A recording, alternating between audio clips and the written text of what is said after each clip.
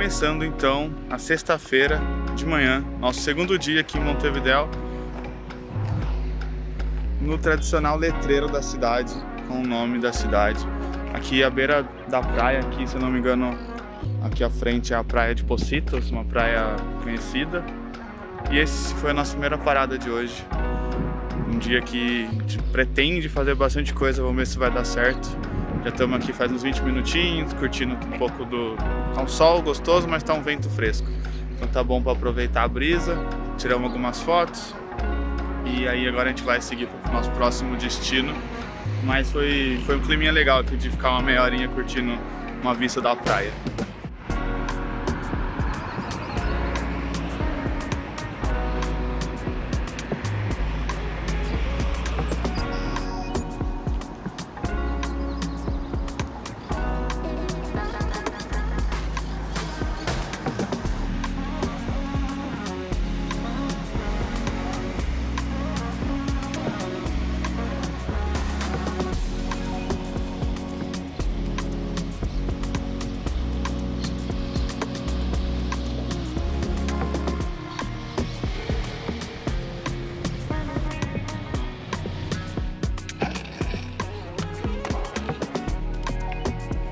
Caminhando uns 5 minutinhos à frente ali do letreiro de Montevidéu, chegamos aqui nessa pista de skate, uns restaurantes ali, ainda bem beira-mar aqui, como pode ver. E a gente queria vir aqui, ó, comer tortas fritas, que é um prato de rua típico aqui deles, que vende nesses trailerzinhos aqui normalmente. Esse é um bem famoso, chama Pepe El Rei das Tortas Fritas. Só que tá fechado, pelo que a gente viu no Google, só abre às 17. O pessoal aqui não é muito chegado em trabalhar muito cedo, não. A cidade, as lojas, igual lá na Argentina também, muita coisa abre mais tarde. Então a gente não vai conseguir comer, pelo menos aqui, as tortas fritas. A gente vai andar mais um pouquinho, que logo aqui na frente, mais uns... acho que nem 5 minutos, tem o Hard Rock Café aqui do Uruguai. A gente vai passar lá na frente e tirar uma foto, que provavelmente a gente não vai nem entrar aqui. Pelo que a gente conhece de Hard Rock Café, os preços não são muito convidativos. Normalmente os Hard Rock Café tem uma fachada tão bonita, diferentona e tal. Esse aqui já nem se valeu a visita da gente vir aqui na frente. Também não tá aberto, ó. E eu falei de que o pessoal não trabalha muito cedo, agora já é quase 11 horas. Os poucos restaurantes que a gente viu, eles estão abrindo, estão colocando as cadeiras. E aqui totalmente fechado. E ó, bem aqui de frente pro mar mesmo, do lado, né, na verdade.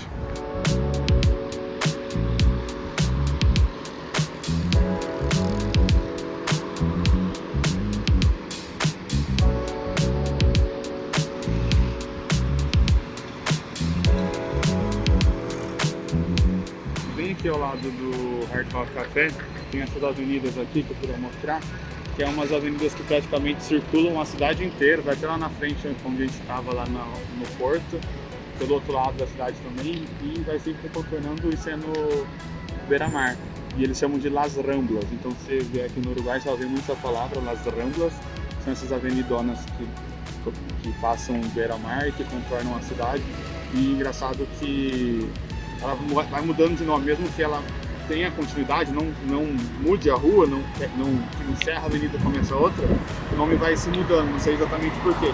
Que nem esse trecho aqui é a Rambla República Armênia. Mas logo ali atrás, ó, logo passando essa descida, essa curva com essa descida, que é onde a gente estava ali no letreiro de Montevidéu, lá é a Rambla República del Salvador. Então aqui é a Armênia, República del Salvador, e não só nomes de países, né, mas boa parte delas é nome de países. Las Ramblas Uruguaias. Seguindo ali então pela avenida, a gente andou mais um pouco, a gente passou em frente a um Burger King e acabamos pegando um lanchinho lá mesmo para ser mais rápido e mais prático. Comemos ali um lanchinho pequeno, porque ainda não era oficialmente um horário de um almoço mais forte, embora já fosse quase horário de almoço. E uma curiosidade que na Argentina a gente não viu nenhum Burger King, deve ter menos, a gente só via McDonald's.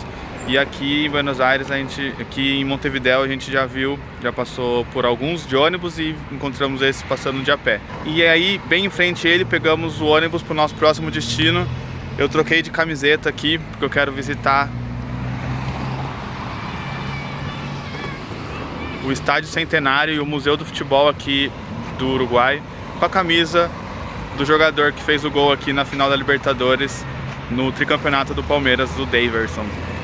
O Estádio Centenário, ele é a casa da seleção uruguaia, ela normalmente joga aqui.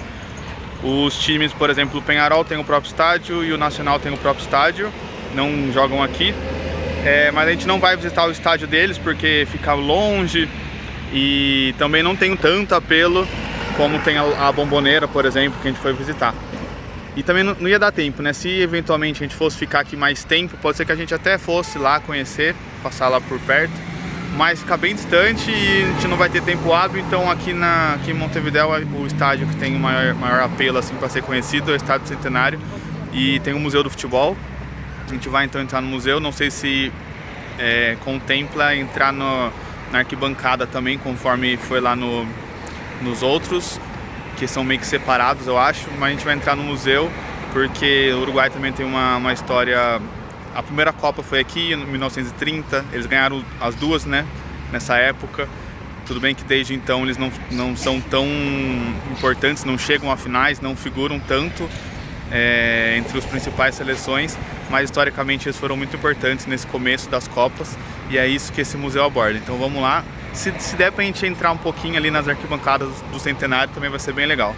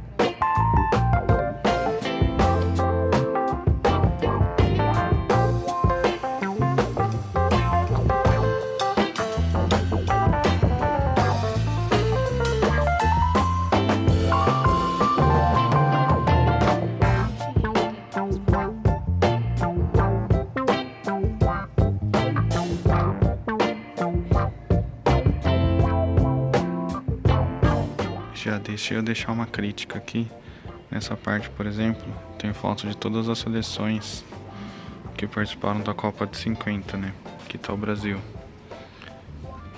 E aí tem esses objetos, que é uma garrafa com alguma bebida, no formato da taça Jules Rimet. Esse outro e a foto deles. Mas não tem informação nenhuma explicando se isso aqui foi alguma coisa que a CBF mandou aqui pra eles por participar da Copa, o que é essa bebida, não tem nada. Aqui embaixo é do Uruguai, a foto dos jogadores e também uma escultura e um prato mas não sei se é presente aqui pro museu, se tem alguma coisa a ver com a Copa, se eles deram para seleções, acredito que não, né? Senão eu não estaria aqui. Acho que tá faltando, tipo assim, tá muito simples nessa questão. Embora seja um museu com muita história nesse sentido, de ser a primeira Copa do Mundo e a seleção que ganhou a primeira Copa do Mundo, tá faltando eles passarem mais informação. Tipo, tem bastante objeto legal, mas nenhum lugar tá explicando o que que é.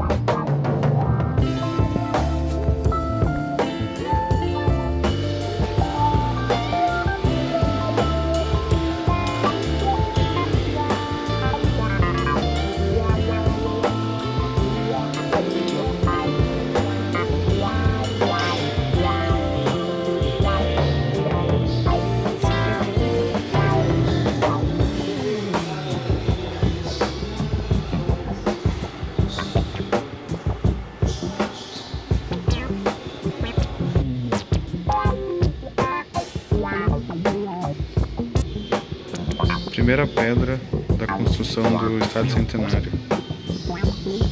E esse aqui foi o cara que fez o gol da vitória na Copa de 50 no Maracanã. Ficou 2-1.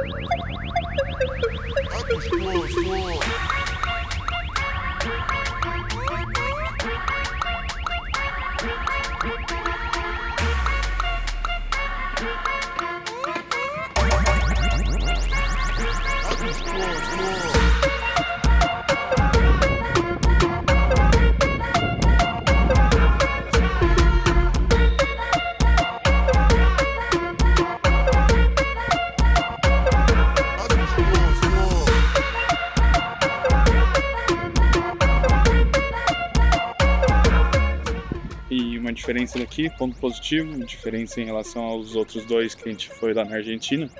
Você entra no museu, ninguém te acompanha, vazio, aí você entra por um outro lado, tem uma portinha que você sai aqui atrás onde eu mostrei, sobe uma escada, sai no meio da arquibancada e não tem ninguém te acompanhando, não tem limitação. Não sei se de repente for muito longe, alguém acaba te vendo e fala alguma coisa, mas a princípio dá pra você saí andando aqui pelo estádio. Tá vazio a visita, só tinha mais umas 3, 4 pessoas ali atrás. E o museu não tem muitos funcionários, nem vigiando assim, né, como normalmente alguns museus têm, ou para dar informação, ou para limitar alguma coisa.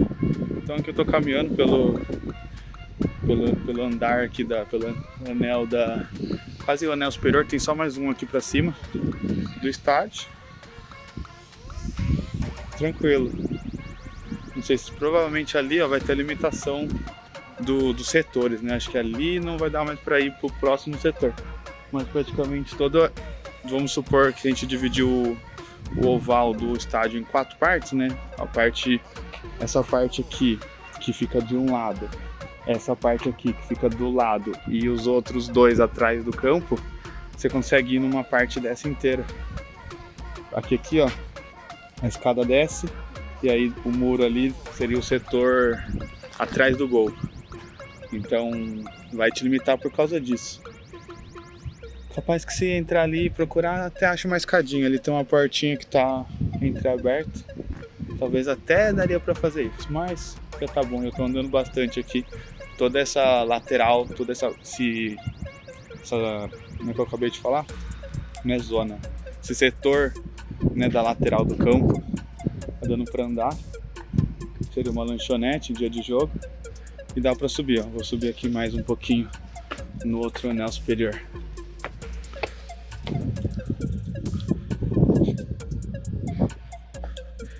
Tava dizendo aqui, ó. Então, dali até lá é um setor lateral, ali é o setor atrás de um gol, o outro setor lateral é tudo aquilo, e aqui o outro atrás do gol. Então, esse lado aqui, né, correspondente ao lado de lá, você consegue andar tudo isso, subir, descer, não tem ninguém aqui. Do tour, ó, tinha um casal que já entrou lá pra dentro, tem a Marina ali sentada, um pontinho laranja, tem mais um cara que subiu lá em cima, ó, tirando foto. E mais nada. Bem tranquilo. Essa parte é bem legal de ter essa liberdade. Que, por exemplo, no do River não tinha tanta liberdade, que foi o que o cara levou a gente. E é bem bonito aqui, bem grande. Lembra um pouco o modelo do estádio do River, né? Esse estádio mais aberto, bem clássico. Mas do River ainda é um pouco maior. Agora subir aqui no andar mais alto. Aqui é virado para a rua. E aqui é a visão mais alta do estádio.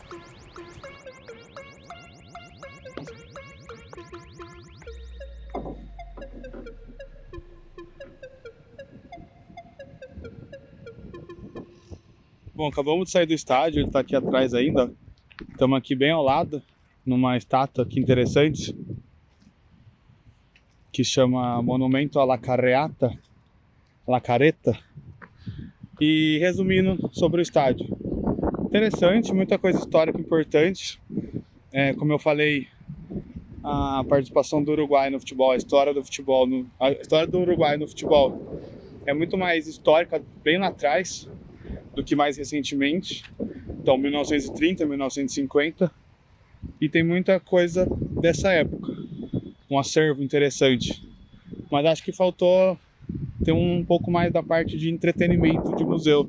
Umas explicações melhores, alguns textos para dar contexto para quem não sabe o que estava acontecendo.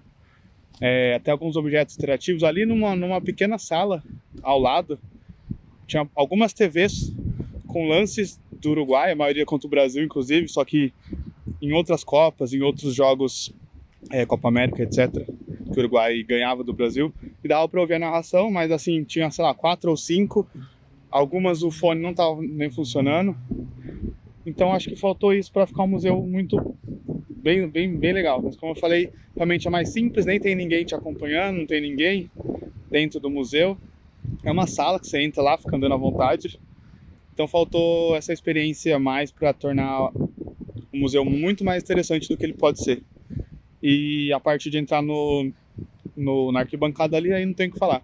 Foi muito da hora, bem grande, fica à vontade, a gente andou, desceu, subiu, como eu mostrei aí.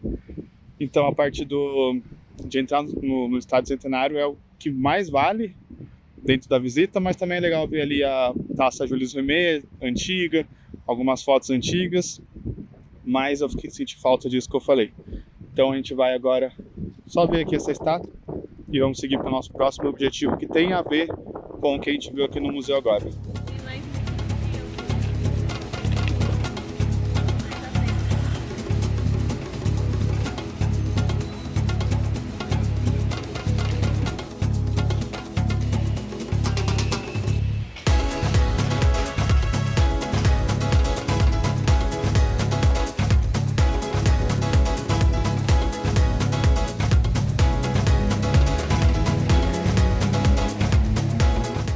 Provavelmente a marcação do outro gol do que a gente está procurando em relação a esse. Acho que é um pouco mais para baixo. Mas aqui tem esse objeto, essa marcação, escrito 0 a 0 e bola ao meio. Ah, talvez aqui seja o meio de campo, então, na verdade. Acho Acho que aqui era o meio de campo. Estamos aqui então no bairro de Pocitos, mas não próximo lá da praia que a gente estava no começo do vídeo. Estamos um pouquinho longe, estamos a mais ou menos 1,5 km a sul do Estádio Centenário, aqui numa parte bem residencial do bairro de Pocitos, porque nós vemos aqui nessa marcação, que é a marcação do primeiro gol em Copas do Mundo, na Copa de 1930. Tem aqui, simulando a posição de onde ficava a trave, o gol, e essa marcação na linha do chão também.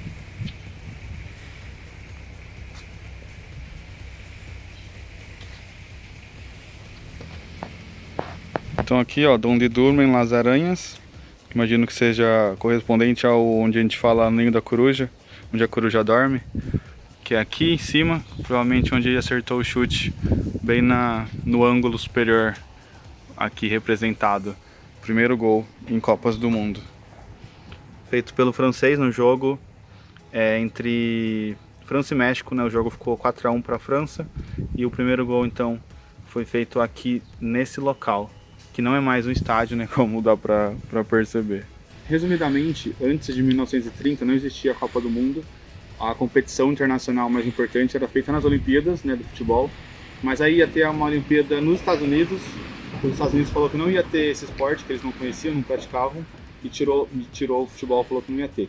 Então a FIFA, né, os clubes se organizaram para criar uma competição de mesmo nível internacional, para substituir para ser a Copa do Mundo de seleções, disputada periodicamente. Aí o Uruguai, que já tinha vencido duas Olimpíadas, e para eles consideram o mesmo peso de Copa do Mundo, tanto é que na camisa deles eles colocam 4 estrelas, 2 de Olimpíada e 2 de Copa do Mundo. Tinha uma seleção excelente nessa época, se propuseram, né, organizar esse evento, então aconteceu aqui a primeira Copa em 30, que foi muita coisa do que a gente viu lá no estádio.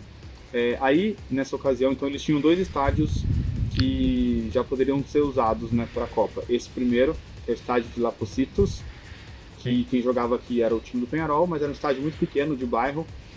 Estima-se, pelos registros que eu vi, a capacidade desse estádio era só de 1.000 pessoas, público de 1.000 pessoas para ver o jogo.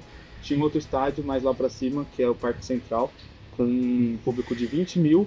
E aí, para a ocasião dessa Copa, que foi construído o Estádio Centenário, que a gente acabou de visitar, que tinha capacidade de 90.000 pessoas. Então ele foi construído, pelo que a gente viu lá, em aproximadamente 4, 5 meses. Tem a foto assim de 2 meses, 1 mês antes da Copa, faltando um pedaço de arquibancada, sem o gramado. Então os caras correram muito contra o tempo para entregar isso. E aí os jogos lá, o principal, foram lá, a final. Mas o primeiro jogo que saiu o gol foi aqui, onde a gente está. Que posteriormente, em 33, se eu não me engano, as ruas foram crescendo, o bairro foi crescendo e acabou tomando e deixou de existir esse estádio. Hoje o Peñarol joga em outro lugar, mais distante, mas era aqui, em Pocitos, o estádio de 1.000 pessoas pagantes, e onde aconteceu a primeira Copa do Mundo, um dos jogos da primeira Copa do Mundo, e o primeiro gol exatamente aqui onde eu estou, a trave.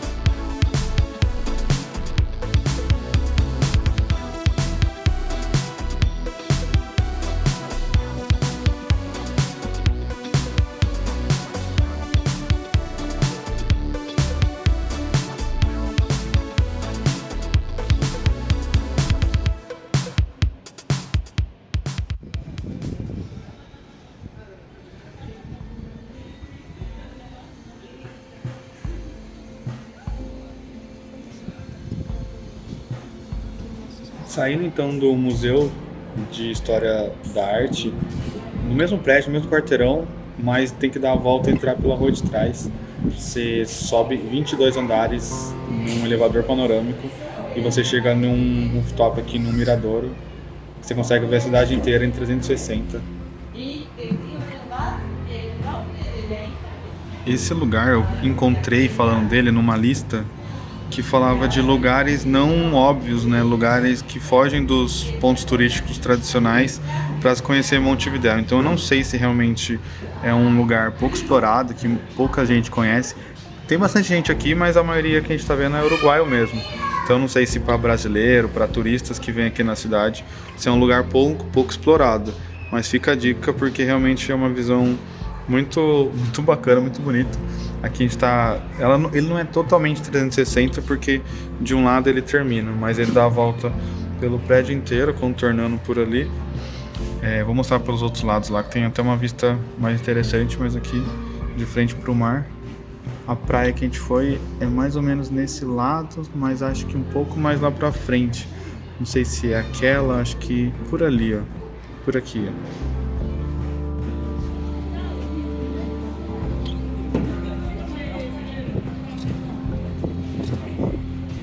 Aqui no parapeito, né, mas tem um vidro, pelo jeito o pessoal tem a tradição de jogar moeda. Eu só não sei muito bem como, porque tem só uma frestinha aqui, mas como é que ela cai assim tão rente e não sai rolando lá pra baixo. Mas já é a segunda moeda de 10 centavos que eu vejo. Mas eu tô muito curioso de como que conseguem fazer encostar. Tem uma ali atrás que tá literalmente encostada no vidro, sem que a moeda vai cair, vai tendência a ela ou girar ou sair rolando, né? E é muito perto. Tô realmente curioso como que a galera consegue acertar aqui, ó, praticamente encostado. Que são 10 centavos de euro.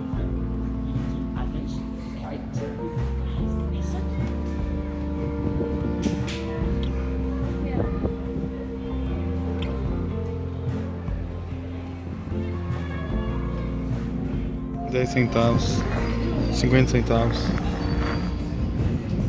Cadê? Ali, R$1, 10 centavos.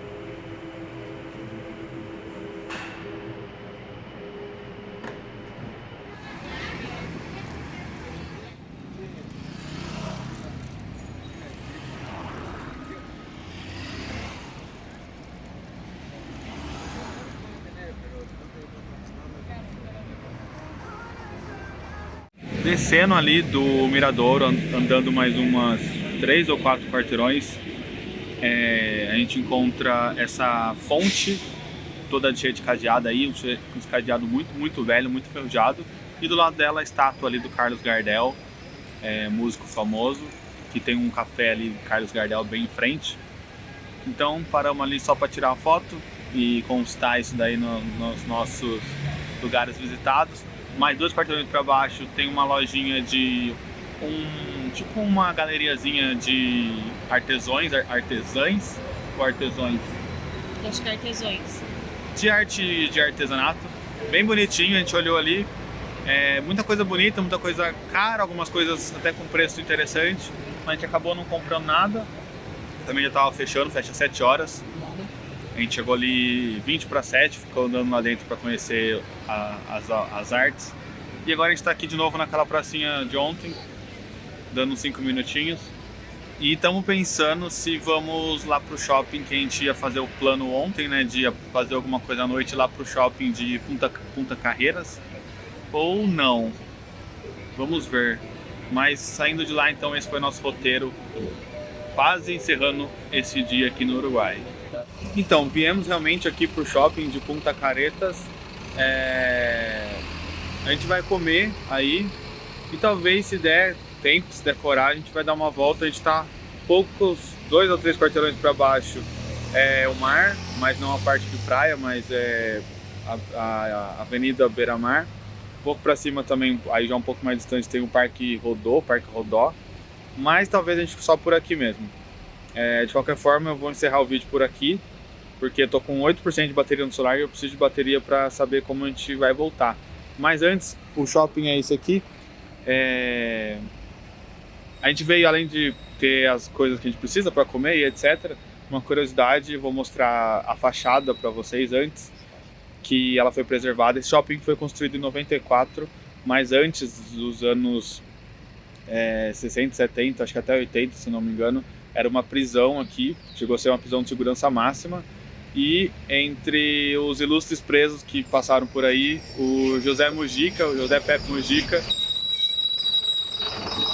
Então o Mujica, que era um guerrilheiro, né, na época, chegou a ser preso aqui, escapou 2 vezes, e uma das maiores fugas em número de presos também aconteceu aqui na época, isso a nível de América Latina. Aconteceu aqui, então era uma prisão de renome, digamos, e quando se transformou em shopping, eles preservaram essa fachada inicial, o que, assim, destoa bastante, mas é bem interessante de ver esse contraste de uma construção, de uma arquitetura distante, diferente, aos shoppings de hoje em dia, né, que são muito modernos e tudo mais. Então vamos verificar aqui a entrada do shopping que eu citei, e aí a gente encerra esse vídeo e até a próxima.